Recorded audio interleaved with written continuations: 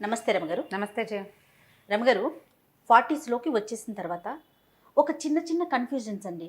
ఎలా అంటే కొంతమంది ఏమో చాలా అంటే అప్పటి వరకు ఉన్నవన్నీ వదిలేస్తారు. మనం ఏదో పెద్ద తరహా వచ్చేసింది, 40లోకి వచ్చేసాం కదా అనే ఒక ఫీల్లో ఒక మంచి చీర కట్టుకోవటం కానీ అంటే కలర్ఫుల్గా కనిపించకపోవటం, డల్నెస్లోకి వచ్చేస్తారు కొంతమంది.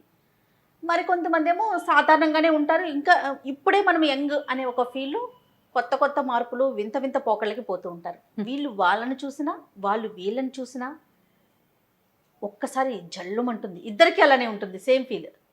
అసలు ఎలా ఉండాలి 40స్లోకి వచ్చాక? ఇవి ఒక జర్క్ వస్తుంది జయ. ఈ 40s వీళ్ళకి ఆడపిల్లలు ఉన్నారనుకో, ఆడపిల్లలు ఉంటే పిల్లలు పెరిగిపోతారు. అవునవును. ఆడపిల్లని 13-14 వచ్చేసరికి తెల్లంత సైజులోకి వచ్చేస్తారు ఇంచుమించుగా. అమ్మ డ్రెస్సులన్నీ వేసేసుకుంటారు, అమ్మ నగలు పెట్టేసుకుంటారు, అమ్మ చీరలు కట్టేసుకుంటారు. దాంతో తల్లులకి ఏమనిపిస్తుంది అంటే తమకి కొంచెం ఓల్డ్ అయ్యామని అనిపిస్తూ ఉంటుంది. దాని తోడు చుట్టుపక్కల ఉంటారు, లేకపోతే భర్తలు కూడా ఇంకా పిల్లని ఎంత అయింది నీకెందుకు వేషం అలాంటి. వీళ్ళకు కూడా కొంచెం ఆడపిల్లలకి కాస్త ఏమైనా బంగారం కొనాలని, దానికే చీరలు కొనాలని, చీరలు ఇప్పటి నుంచి కొని పెట్టాలని, ఇద్దరు ముగ్గురు తోడుకోడళ్ళు ఆడపడుచులు కజిన్స్ దగ్గరగా ఉన్నారనుకో, మనకెందుకు పిల్లకి ఇలాంటి ధోరణిలోకి వచ్చి ఒక 42, 43, 44 వచ్చేసరికల్లా వీళ్ళు పెద్ద పెద్ద ఇయర్ రింగ్స్ మానేస్తారు. తర్వాత ఏమో కొంచెం పల్చటి చీరలు మానేస్తారు, కాస్త ఫిగర్ హగ్గింగ్గా దగ్గరగా ఉండే డ్రెస్సులు మానేస్తారు, చెప్పుల దగ్గర నుంచి మార్చేసుకుంటారు జయ. చెప్పుల దగ్గర నుంచి ఓల్డ్ స్టైల్లోకి వచ్చేస్తారు. బాగానే ఉంటుంది, ఇలా నడుస్తుంటే కొంతకాలం నడుస్తుంది. సడన్గా వీళ్ళకు ఒకరోజు వాళ్ళ క్లాస్మేట్ కనిపిస్తుంది. ఈ క్లాస్మేట్ మన ఈ మధ్య ఎవరో చక్కటి అందమైన సింగర్లాగా నాజుగ్గా చిన్నగా బొమ్మలాగా ఉండి చక్కగా ఏదో మంచి డ్రెస్ వేసుకుని టింగురంగా మనకు అనిపించింది అనుకో, కడుపులో మండిపోతుంది. ఎంత కష్టంగా ఉంటుందంటే ఆ వచ్చింది ఊరుకోకుండా ఏమిటో ఇలా తయారయ్యామంటుంది అనేసరికి చాలా దుగ్ధగా ఉంటుంది. అది కరెక్టో నేను కరెక్టో అర్థం కాదు. అలాగే ఉండాలా, ఇప్పుడే కదా మనం జీవించాలి అన్నట్టుగా ఉండాలా, లేకపోతే ఇట్లా కొంచెం పెద్ద మనిషి తరహాగా అని మనం అనుకుంటున్నాం కదా, ఈ తరహాలో ఉండాలా, మనకి ఎప్పటికీ అర్థం కాదు. అయితే రమ్మగారు, ఉద్యోగాలు చేసే మహిళలను తీసుకుందాము. కనీసం ఒక 25-30 లోపు పెళ్ళయింది అనుకుందాం. 30 నుంచి 40 లోపు పిల్లలు పుట్టడం, మళ్ళీ మన బాడీ మనకి వచ్చే అవకాశాలు రావటం, 1-2 డెలివరీస్, ఈ కార్యక్రమాలన్నీ అయిపోతాయి కదా. 40 దగ్గర పడుతున్న దగ్గర నుంచే మన ఫిగర్ మీద మనం కాన్సన్ట్రేట్ చేయగలుగుతాం. ఎవరు ఉద్యోగాలు చేసే మహిళల సంగతి నేను చెప్తున్నా. అలాంటప్పుడు వాళ్ళకి ఎలాంటి ఆలోచన ఉంటుందంటే, జనరల్గా సరే ఒక 10 ఏళ్ళు వెనక్కి వెళ్ళిపోయింది కెరీర్ మొత్తం, మళ్ళీ మనం రీస్టార్ట్ చేస్తున్నాం, మళ్ళీ మనం నలుగురిలోకి వెళ్తున్నాం, ఉరుకులు పరుగులు పెట్టాలి, అందులో భాగంగా మనం కూడా ఫిట్గా ఉండాలి అనే ఆలోచన వచ్చేస్తుంది. ఇప్పుడు ఫిట్ సరే, అన్ని మార్పులు చేర్పులు చేస్తుంటారు. చేస్తున్న ఉద్యోగాన్ని బట్టి కావచ్చు, లేకుంటే తిరిగే పరిస్థితులను బట్టి కావచ్చు. ఎందుకంటే ఒక 10 ఏళ్ళు వెనక్కి వెళ్ళిపోయాం కదా అనే ఆలోచన సహజంగా ఉంటుంది. ఇలాంటప్పుడు ఎవరైతే ఇంట్లో ఉంటారో వాళ్ళకి కనిపించినప్పుడు వాళ్ళకి మీరు అన్నట్లుగా నేను తప్ప వాళ్ళు కరెక్టా అనే ఆలోచన వచ్చేస్తుందేమో, బహుశా వస్తుంది కదా. అంతే. అయితే ఏంటంటే ఇప్పుడు ఏజ్ తోటి పెద్ద ఆలోచన చేయకూడదు ఈ రోజుల్లో.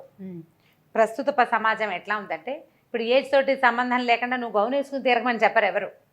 చిన్నపిల్లలాగా ఫ్రాక్ వేసుకుని తిరగలేము. కాకపోతే ఈ రోజులకు తగినట్టుగా ఎంతో కొంత మనం స్టైలిష్గా ఉండొచ్చు.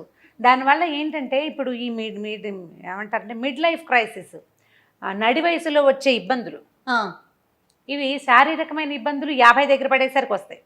40లో వచ్చేది ఏంటంటే మానసికమైన అశాంతి, ప్రశాంతత కోల్పోతారు జయ.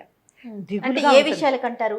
ఓల్డ్ ఏజ్ వచ్చేస్తుంది అనిపిస్తుంది కదా, వయసు పెరిగిపోతుంది, పీరియడ్స్కి సంబంధించిన ఇబ్బందులు వస్తాయి, దానికి తోడు ఈ షాక్ ఒకటి తగులుతూ ఉంటుంది. ఇది ఒక డ్రామా ఎప్పటికప్పుడు. వాళ్ళు ఎంగగా కనపడుతున్నారు, నేను ఎందుకు కనపట్టలేదు, రకరకాల భయాలు వచ్చేస్తాయి. జీవితం మీద, అస్తిత్వం మీదే రకరకాల భయాలు వచ్చేస్తాయి. ఈ భయాల్ని జయించండి. లాస్ట్ టైం చాలా రోజుల క్రితం మనం ఒక వీడియో చేసాం, నువ్వు లేవు, నేను ఒకదాన్ని చేశాను. కొత్తది ట్రై చేయండి, మార్పును తెచ్చుకోండి జీవితంలోకి, ఏదైనా చెయ్యాలనుంటే చేసేయండి అని. నేను జీన్స్ ప్యాంట్ వేసుకోనని ఒక ఆవిడ ఎవరో అడిగారు. వేసుకోండి, దాని మీదకి సరిపడా ఒక పెద్ద చొక్కా వేసుకోండి, మరీ మీ అమ్మాయి వేసుకుని షర్ట్ కాకుండా అని చెప్పేది ఏదో ఒకటి చెప్పాలి. ఇప్పుడు ఏంటంటే మనం ఇలా షాక్కి గురయ్యేలాంటి పరిస్థితులు ఉన్నాయి ఇప్పటికీ కూడా. ఇప్పుడు ఎవరు అట్లా లేరు అని వస్తాయి మనకు కొన్ని కామెంట్లు, ఇప్పటికీ ఉన్నారు. అందుకని ఇప్పుడు 30s లో మనము మన పిల్లలతో సమానంగా వేసుకున్న బట్టల్ని 40s లో వేసుకోలేకపోతాం. ఫర్ ఎగ్జాంపుల్ నేను చెప్తా వినండి, నేనున్నాను, నా చుడిదార్ మా అమ్మాయి వేసేసుకుంటది ఇప్పుడా, ఫర్ ఎగ్జాంపుల్ చెప్తాను, గుడ్డది కాబట్టి సరిపోదు అనుకోండి.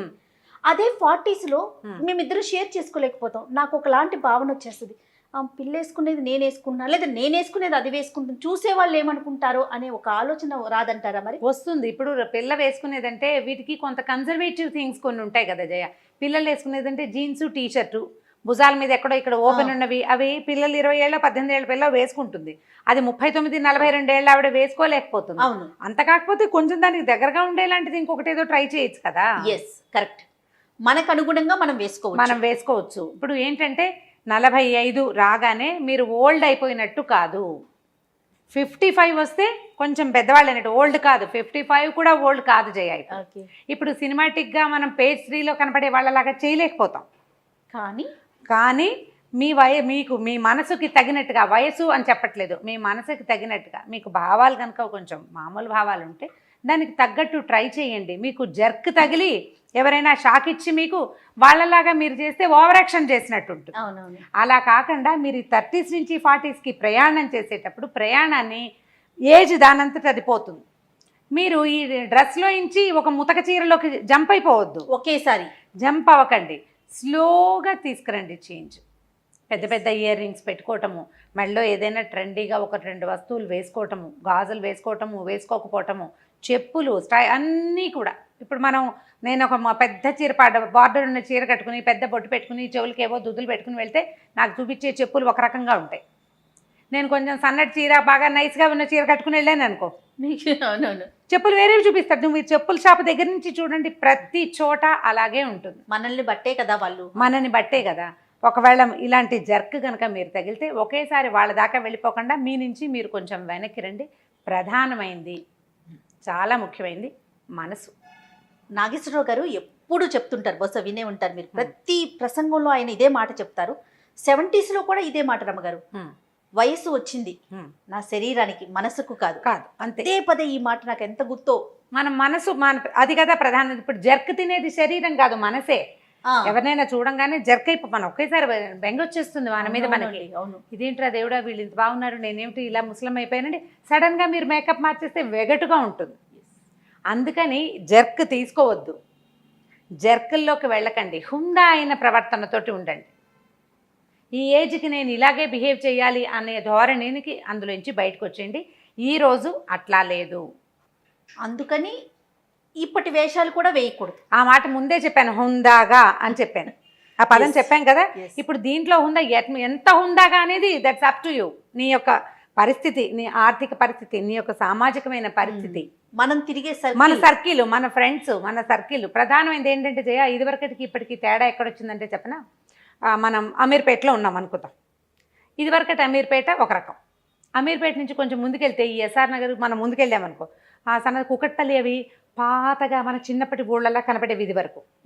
ఇప్పుడు తర్వాత కాలంలో ఇంకో కుకట్పల్లి పెరిగిన తర్వాత కొంచెం చందానగర్, మియాపూర్ పాతగా ఉండేవి.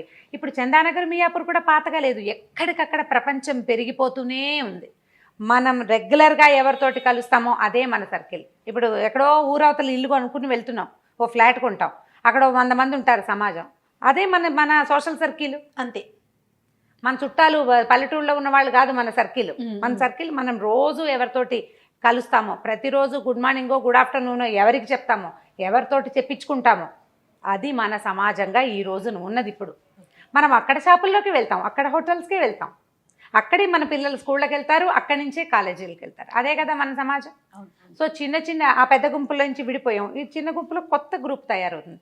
వాళ్ళంతా కాకపోయినా మీరు వెనకబడి ఉన్నానని మీకు అనిపిస్తే, ఇది నేను అందరినీ ఈ పని చేయమంటున్నానని మీరు ఎంకరేజ్ చేస్తున్నానని భావించద్దు. ఆ తరహా ప్రశ్నలు కూడా తీసుకురావద్దు. వెనకబడి ఉన్నామేమోనన్న భావనతోటి దిగులుబడి డిప్రెషన్కి లోనయ్యి మీరు బాధపడి ఇంట్లో వాళ్ళని బాధ పెట్టకండి. వెనకబడి ఉన్నామనిపిస్తే పెద్ద స్టెప్పులు తీయద్దు, 1 స్టెప్ తోటి ముందుకెళ్ళండి. ఏదైనా సరే ఒక స్టెప్, స్లోగా స్టెప్స్లో, బేబీ స్టెప్స్లో నుంచి పెద్ద స్టెప్పులు వెళ్ళండి నిదానంగా. ప్రధానమైనది జర్క్స్ తీసుకోవద్దు. మిడ్ లైఫ్లో జర్క్లు చాలా ప్రమాదకరం, దానివల్ల విపరీతమైన డిప్రెషన్స్ వస్తాయి. ఈ వచ్చే మిడ్ లైఫ్లో వచ్చేటువంటి డిప్రెషన్స్ హార్మోనల్ ఇంబ్యాలెన్స్కి కారణం ప్రధాన కారణం అవుతాయి. ఒకటి హెయిర్ లాస్, ఇంకా తొందరగా ఏజింగ్లోకి వెళ్ళిపోతారు, వయసును ఇంకా పెంచేసుకుంటారు మీరు. కాబట్టి ఆ పరిస్థితుల్లోకి వెళ్ళబోకండి. జర్క్ తినకుండా ఉండాలంటే ఏం చెయ్యాలో చూడండి. తప్పకుండా. అంతే. నమస్తే రమ్య గారు. నమస్తే జయ.